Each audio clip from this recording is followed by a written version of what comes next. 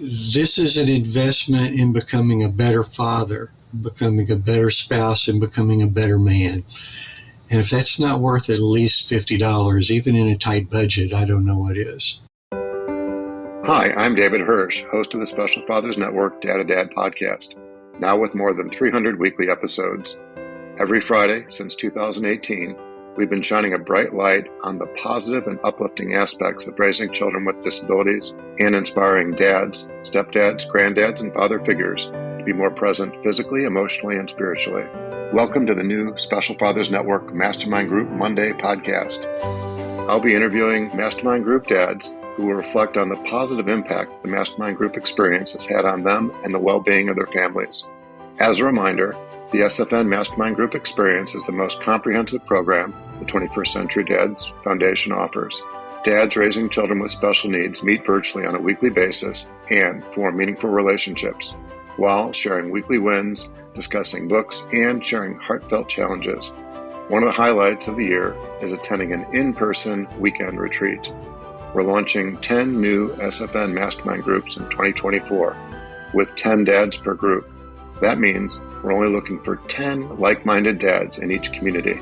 If you're a dad raising a child with special needs, we hope you'll join a local SFN Mastermind Group and make the investment to become the best version of yourself. For more information, please see the show notes or simply go to 21stcenturydads.org. Happy listening. I'm thrilled to be talking today with my friend John Shouse of Franklin, Tennessee, industrial control sales engineer, father of 3 adult children, including one with autism. John, thank you for taking the time to do a podcast interview for the Mastermind Group Monday interview for the Special Fathers Network. Delighted to be here. You and your wife, Janet, have been married for 40 years and are the proud parents of 3 children, Emma, 35, and 28-year-old twins, Brendan and Evan, who is autistic. Mm-hmm. Let's start with some background. You've been involved with the Special Fathers Network for more than 5 years. Your Special Fathers Network Dad-to-Dad podcast, episode number 52, aired back in April of 2019. For the past 2 years, you've been involved with the Tuesday night SFN Mastermind Group, and you've attended 2 in-person SFN Mastermind Group weekend retreats, the one in St. Louis and the last one in Chicago. Would you please, for the listeners, provide a brief overview of what's going on with the Shouse family? Well, sure. It's been a busy time for us. My wife Janet and I, as you said, have been married 40 years. Our daughter Emma, who works in the disability field, she works for the state of Tennessee for our state council, Tennessee Council on Developmental Disabilities. She had her first child this past year, and Evan's twin brother Brendan and his wife Kyla actually had their first child this past year. So we have 2 new grandparents and are loving that role. As somebody said, if I knew how much fun grandkids were, I would have had them first. That's exactly what my mom used to say. Yep. But I grew up in Missouri, met Janet at the University of Missouri, where she was going for journalism school, and followed her home. She worked at the Tennessean for years as an editor. That's our morning newspaper here. But as newspapers have cut editorial staffs, she ended up without a job back around 2009 and went to work for Vanderbilt for the University Center for Excellence on Developmental Disabilities, the UCED at Vanderbilt, which is called the Vanderbilt Kennedy Center. And she works on a number of projects, but the one that takes up the most of her time and she's most passionate about is in improving healthcare outcomes for adults with intellectual and developmental disabilities. So she's kind of a go-to person that a lot of folks in this area call and talk to for perspective on how best to care for their kids and young adults with developmental disabilities. I'm an engineer. I work in the field of industrial automation for a company called Link Systems. We provide safety controls and automation for the metal forming industry. He's 28, as you said. He was diagnosed right around his 2nd birthday, and we got involved in the advocacy community right out of the gate. I got involved with our local autism group, which then was called the Autism Society of Middle Tennessee. Now it's just Autism Tennessee. Ended up on their board very quickly and became president of that for a number of years. I was actually on their board in some capacity for around 11 years, I think. I've been on the board, including president of the ARC Tennessee, our statewide ARC, and was on the national board of the Autism Society of America for about 4.5 or 5 years. I write a blog. I really enjoy reminiscing about times growing up and about various things that are going on in my life. It's at theverystuff.com. I haven't been as diligent over the last year or so about posting new things, but I have some things in the can that I hope to get posted soon. That's some place that people can check out my writing. I would love to have visitors there. And I tend to do trainings and that sort of thing for workshops and do board trainings for various chapters of the ARC from time to time. I have one scheduled coming up next month in New Mexico. I'm really looking forward to that. I've never spent any time in New Mexico, so that's going to be exciting. And often my presentations at conferences do deal with dads and the experiences that fathers have in learning to be better dads for kids with disabilities. It's just a real passion. Yeah, well, it's really obvious from my perspective that it's not just the typical work-family balance, right, that you've been striking, but you somehow found the bandwidth to get involved in not just one or two ways, but in so many different ways over such a long period of time. And it's really a blessing, right? Maybe it's part therapy for you too. It definitely is part therapy. In fact, I'd say a big part therapy. It sort of helps keep me balanced. I'm very fortunate that I work for a small company. The primary owner of the company has a grandson on the autism spectrum who's about Evan's age. In fact, they went to the same school. And that helps give him, the owner of our company, who's our CEO, gives him the perspective of understanding the work that I like to do in the nonprofit world, and I think they give me a little bit of grace for that. So that is a blessing. So I'm sort of curious to know, what attracted you to get involved with the Special Fathers Network early on? Well, actually, I really was not familiar with the Special Fathers Network until I met you. You'd come to Nashville on a trip. I believe your son was in grad school at Vanderbilt, if I remember correctly, and I'd gotten a call from the then executive director for Autism Tennessee. I think you'd made contact and were wanting to meet some dads. And I came over and we sat and chatted for, an hour and a half. And I was just really intrigued by the story that you told about the organization. You know, we had a dad's group here that met rather informally on a monthly basis in person. We'd, get together and either go to a sports bar or a local restaurant and just kind of talk. We didn't have a real structure or program per se, but just guys that kind of wanted to get together. So that paired with the experience that I'd had of doing some dad's thing at conferences, it just seemed like a natural fit. And I was really excited to be invited by you to participate in doing one of the podcast episodes. And then the more I learned about the network, the more attractive it seemed. Yeah, well, we're thrilled to have you. And do you remember learning about the Mastermind Group before you joined? Do you remember what your perspective was about that? Well, I did. The very first mastermind retreat that you guys had was actually here in Nashville, and you had invited me to come to a cocktail evening that the guys were having. And my original thought that it was more like a board of directors for your organization. And when I got there that evening and heard a little more about it, including standing at the bar and talking to, among others, I talked to Ian Todd, who's in the Mastermind Group #1, and he gave me a little more perspective on what it was. So I really didn't understand what it was until then, and then I got a little bit of a perspective on it. And when the opportunity came around, as you guys were beginning to form the second Mastermind Group, I jumped at the chance. Yeah, well, thanks for jogging my memory about how that all transpired. Do you remember what it was like attending your first couple meetings, just to sort of put it in perspective?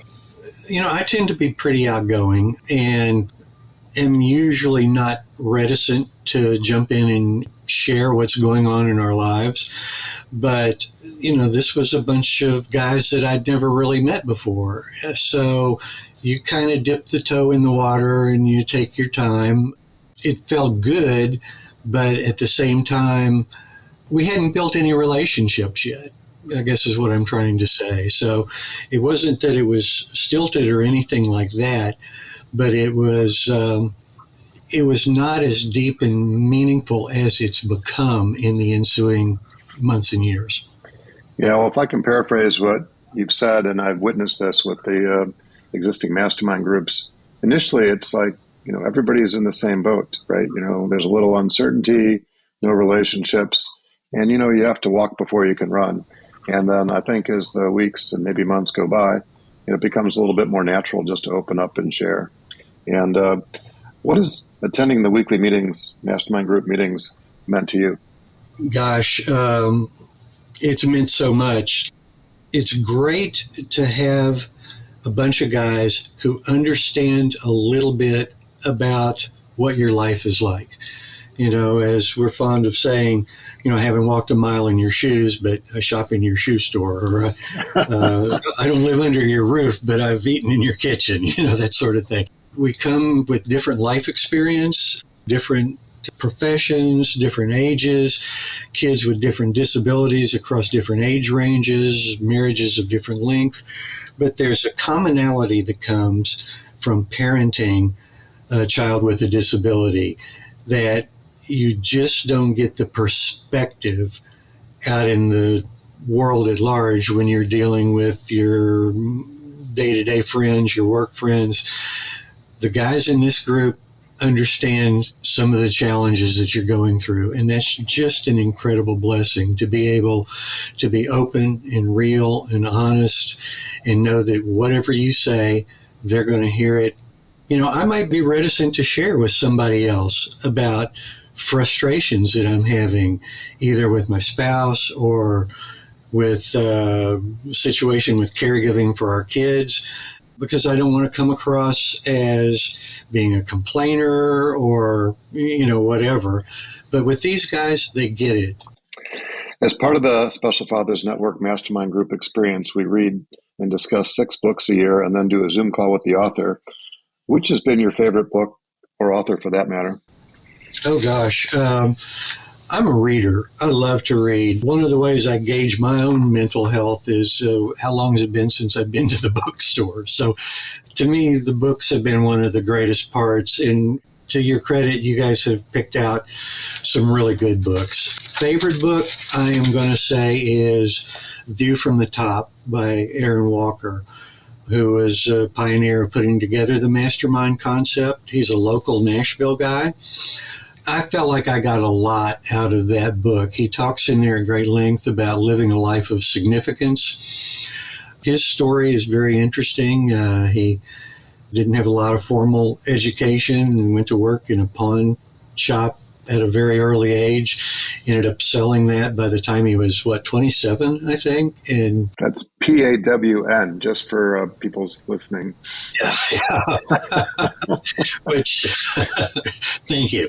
But he, sold the business at age 27 and ostensibly made enough money to retire. And after a fairly short time, realized that it was too early to retire. He still had things to accomplish, good work to do. And he's continued on, started a number of successful businesses. But the thing that really resonated with me was his deep desire to give back, to lead a life of significance, a life that he could be proud of, and that he knew that his dad would have been proud of.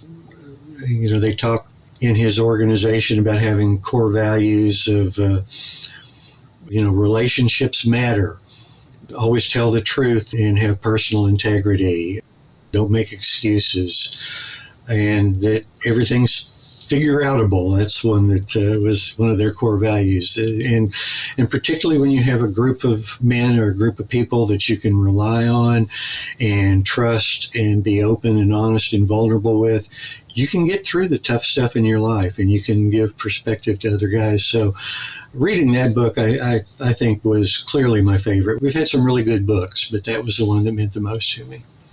Thanks for sharing. At the heart of the Special Fathers Network Mastermind Group experience are what we call Dad in the Middle, where two dads per meeting share challenges they're wrestling with. What have those Dad in the Middle segments meant to you, and why are they important? Well, I view those as the core of the meeting. I mean, our meetings are great, and we start off with good news, what's something good that's happened, a win for the week. So that's always nice to kick off with a positive thing.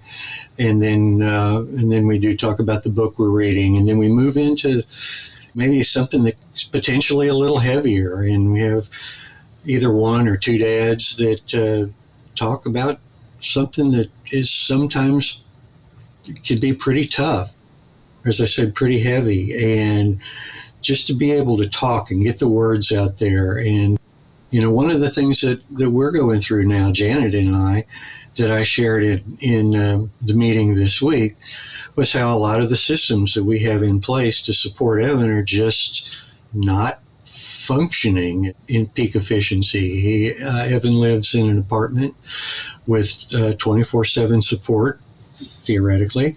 And we've had a lot of trouble with staff through the agency that we're working through. Now is a hard time for these agencies to be finding good, reliable staffing. How would you feel if you were required assistance from somebody else to meet your most basic daily needs, to meal prep, to showering and toileting and all those sorts of things, and you didn't know who was going to be there to help you the next morning? So it's hard on Evan, and when it's hard on Evan, it's hard on us. So I shared that this week and just talked, in a very raw fashion about what a difficult time it's been, and to have these other guys not try to solve that problem, but to weigh in with their ideas, their perspective, and remind me that, hey, I'm not doing anything wrong. You're a good dad. And to have perspective is invaluable. I know Nathan Warner, who's part of our group, has said that perspective is the one thing you can't give for yourself. You can sit and try to figure things out. You can strategize or whatever, but you can't give yourself outside perspective. So I really value the dad in the middle time of our meetings. Yeah, well spoken. Thank you. Each fall, the 21st Century Dads Foundation hosts its annual SFN Mastermind Group Weekend Retreat. What's been your favorite Mastermind Group Retreat experience, and why? Oh, gosh, we've had so many good times. The evening at Topgolf was great, just standing around in a very relaxed atmosphere, being able to talk more relaxed with these guys and learn a little bit more about their lives. I love doing that. The experience this past year in Chicago, where Tom Dreesen came in and talked to us, that was really terrific. But if I had to pick one moment, it was my first mastermind retreat in St. Louis. Matt Rabine, who also lives here in the Nashville area, and I had driven up. We got there a little early, and we were all sitting around down in the basement of the hotel. We had an area where we were sharing pizza and just sort of informal time together. And Ian came in, Ian Todd from Baltimore, and Jeff from South Carolina was already there. And Ian came in, and when Ian and Jeff saw each other, they're both in the Mastermind One group. But when they saw each other, they went up and they gave each other just a big, deep, very real hug. And you could tell there was a real relationship there that meant a lot to both of those guys. And it really struck me. And I thought, I want some of that. Yeah, it was palpable. I remember that moment as well. It's like a bonding experience, right? You almost have to be there to get the full impact of it. So thanks for sharing. And you could feel it, and that was even without knowing the backstory. And then as I learned a little bit about the backstory, some of the struggles that each of them had gone through, and knowing the depth of conversation and support that they'd had with one another, it made it all make sense. So yeah, absolutely. It was terrific. So regarding the financial commitment, the SFN Mastermind Group dads invest anywhere from $50 to $200 per month, according to their financial wherewithal. What would you say to a dad who's interested in the Mastermind Group concept, but concerned about the financial commitment? One of the realities, particularly for younger families, is money's tight when you have a child with disability. Perhaps you're paying for therapies or, specific health care or whatever. There's no question that money is tight. But I would challenge them to view this as an investment in themselves. $50 a month, you'll pay that if you go out to eat at one somewhat decent restaurant. This is an investment in becoming a better father, becoming a better spouse, and becoming a better man. And if that's not worth at least $50, even in a tight budget, I don't know what is. So I would challenge them to jump in and think of it in that way. And as you've said in the past, putting a little skin in the game doesn't really make them feel better about the participation. Well spoken. So I'm thinking about advice, and I'm wondering what advice you can share with a dad who might be on the fence about joining the mastermind group. I would say give it a try.